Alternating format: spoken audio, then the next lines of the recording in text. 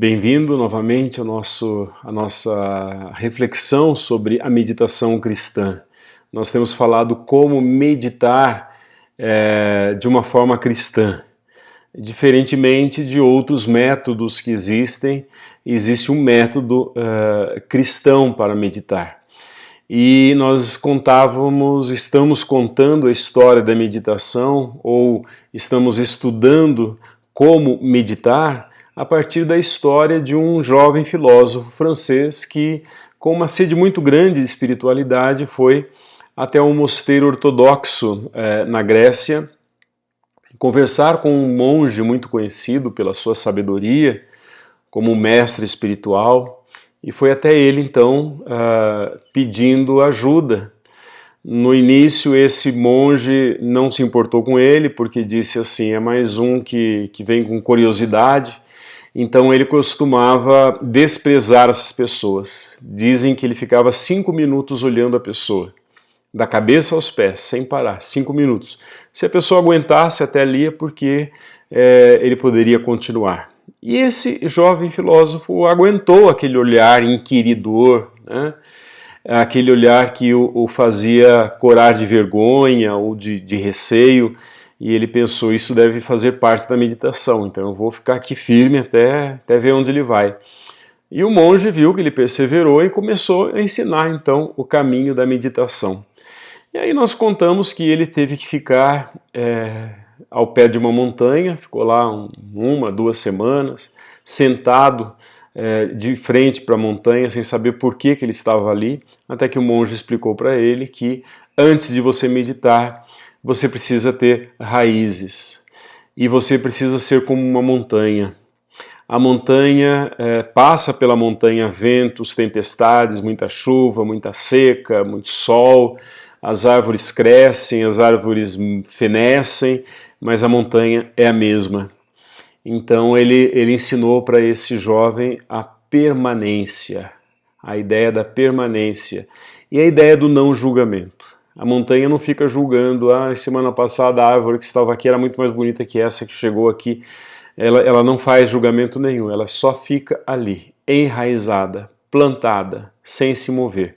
Então ele aprendeu como não se mover. E aí nós dissemos que ele passava pela cidade, as pessoas viram muita santidade nele e pediram que ele as abençoasse. E ele se retirou, não quis abençoar porque ele era firme como uma rocha. Ele não podia fazer outra coisa a não ser permanecer. Então, permanecer significa eu não posso fazer aquilo que não me é dado fazer, então não vou abençoar. Quando o monge soube disso, ficou muito irado com ele, pegou ele pelo braço e falou assim, agora está na hora de você aprender um segundo passo da meditação, que é a meditação da flor. Né? Levou lá numa plantação de papoulas e ali ele ficou sentado, observando as papoulas.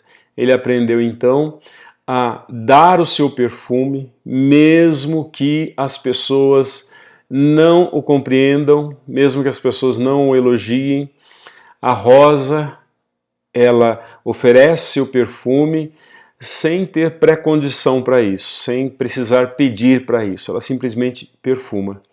E outra coisa, ele aprendeu a ficar ereto como a haste dessa flor e, sobretudo, voltar-se para o sol. Ela vai se movendo à medida que o sol vai se movendo. Então ele aprendeu também que ele deve ser uma pessoa que também produz frutos, que também pode abençoar, né? Ele pode florir na vida das pessoas, porque até então ele não tinha aprendido a florir, a não ser permanecer com a lição da montanha. Depois que ele estava tão acostumado a viver no meio das flores, lá vem de novo o padre, o tira pelo braço e fala, agora chega, agora você vai aprender a meditar como o oceano. E coloca ele então ali na frente do oceano e ele fica olhando, né, e não sabe o que ele tem que fazer ali. Aí o monge explica para ele, respire com as ondas. Quando uma onda vem, inspire. Quando ela vai, expire. Assim você vai sintonizar a sua respiração com a sua meditação. Quem não sabe respirar não pode ter saúde. Para ter boa saúde é preciso aprender a respirar. A gente sabe que pessoas doentes elas não respiram direito. O lado contrário disso é que uma criança recém-nascida, a gente pode perceber, a barriguinha dela se eleva e abaixa na respiração. E então ela tem uma respiração abdominal e não no peito. A respiração do peito é uma respiração angustiosa. É a respiração de pessoas apressadas, de pessoas deprimidas, de pessoas ansiosas. Quem não tem ansiedade respira pelo abdômen. Então ele aprendeu a respirar ali, olhando o oceano. E aí o monge veio de novo, o padre Serafim, o nome dele era Padre Serafim, pegou-o pelo braço e falou: agora você deve aprender a meditar como um pássaro. E o levou numa pequena cela, a cela é um quarto de um monge, perto ali do eremitério onde esse monge vivia. E ali nessa cela, no telhado, tinha 2 rolinhas. E ele gostou muito daquele som, o som encantador que a rolinha fazia, né? aquele balbuciar daquelas aves. E ele pensou que era isso, admirar uma ave que está cantando. Na primeira semana foi tudo maravilhoso, mas na segunda, na terceira semana ele não aguentava mais o som daquelas rolinhas. E ele então ficou irritado com aquelas rolinhas e começou a se perguntar, mas o que isso tem a ver com a meditação? É para não suportar as coisas, porque eu fico no meio da noite tentando dormir e essas rolinhas ficam falando, né? Ficam o tempo todo emitindo um som. E aí ele ficou no limite da irritação e questionou quanto tempo iria durar tudo aquilo. Chega daquilo, é montanha, é oceano, é papoula, agora essas aves chatas. Então o padre Serafim então, lhe explicou que em seu sentido original, meditação, né, é uma palavra grega que é meleté, e foi traduzida para o latim como meditatio, que significa literalmente murmurar. Murmurar baixinho, murmurar a meia voz. E o mestre então completou: é preciso meditar com a sua garganta, não só para acolher o sopro, mas também para murmurar o nome de Deus, dia e noite. É acordar à noite, no meio da noite, não conseguir dormir, ficar murmurando o nome de Deus. Quando está feliz, quase sem se dar conta disso, você cantarola, murmura algumas vezes umas palavras que parecem sem sentido, e esse murmúrio faz vibrar o seu corpo todo. Não é assim? Quando nós nos sentimos felizes, nós cantamos uma música, às vezes sem pé, sem cabeça, ou uma canção que não tem sentido nenhum, mas simplesmente para alegrar o nosso corpo. Então o nosso corpo ele vibra com coisas simples e serenas, e ao som do canto, ele vibra muito. Então meditar é murmurar como a rolinha, é deixar subir esse canto que vem do coração. Assim como você fez com a papoula, disse o padre, ao deixar subir em si mesmo o perfume que vem da flor, assim também você deve fazer subir o murmúrio. Então meditar é respirar cantando.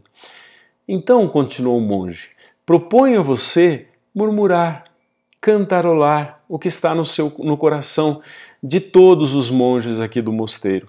Então eu vou te ensinar uma oração que nós murmuramos o dia todo. Kyrie eleison. Kyrie eleison. Isso não agradou muito aquele jovem, porque ele imaginava que depois de passar por tantas coisas, ele finalmente iria receber alguma coisa inédita, uma coisa maravilhosa, porque essa palavra nem inédita era. Ele ouvia na missa, no ato penitencial, quando se reza Kyrie eleison, ou Senhor, tem piedade. O monge Serafim então disse: sim, isso é um dos significados dessa invocação, Senhor, tem piedade, mas há muitos outros. Também quer dizer, Senhor, envia o teu Espírito. Significa também, Senhor, que a tua ternura esteja em mim e eu esteja em todos. E essa ternura esteja em mim e também esteja em todas as pessoas. E que teu nome seja bendito. Mas não busque demais, disse o monge, querer aprender o sentido da invocação. Não fique imaginando qual é o sentido dessa palavra. Não, porque ela se revelará por si mesma a você. Por ora, disse o monge, seja apenas sensível e atento à vibração que esse som desperta no seu corpo e no seu coração. Preste atenção à ressonância desta palavra que sai da sua garganta, como a rolinha que sai da sua garganta, e vá sentindo a mudança no seu corpo. Procure, disse o monge, harmonizar esta palavrinha pacificamente com o ritmo da sua respiração.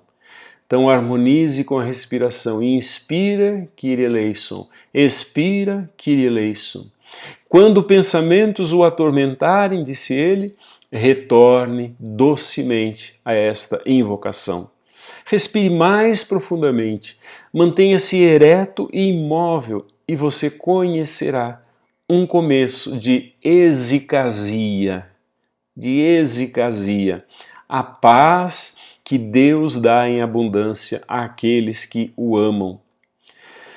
O Kyrie eleison começou então a se tornar mais familiar ao jovem depois de alguns dias. Ele o acompanhava como um zumbido acompanha a abelha quando ela está fazendo o seu mel. Ele não o repetia sempre com os lábios. O zumbido se tornou então mais interior. No começo era com os lábios, mas depois ele fica interiorizado e a vibração vai ficando cada vez mais profunda. O Kyrie eleison, cujo sentido ele havia renunciado a pensar sobre ele, o levava às vezes a um silêncio desconhecido. E ele se encontrava na atitude do apóstolo Tomé, quando descobriu o Cristo ressuscitado. Ele disse, Kyrie eleison, meu Senhor e meu Deus. É o encontro, portanto, com Cristo ressuscitado.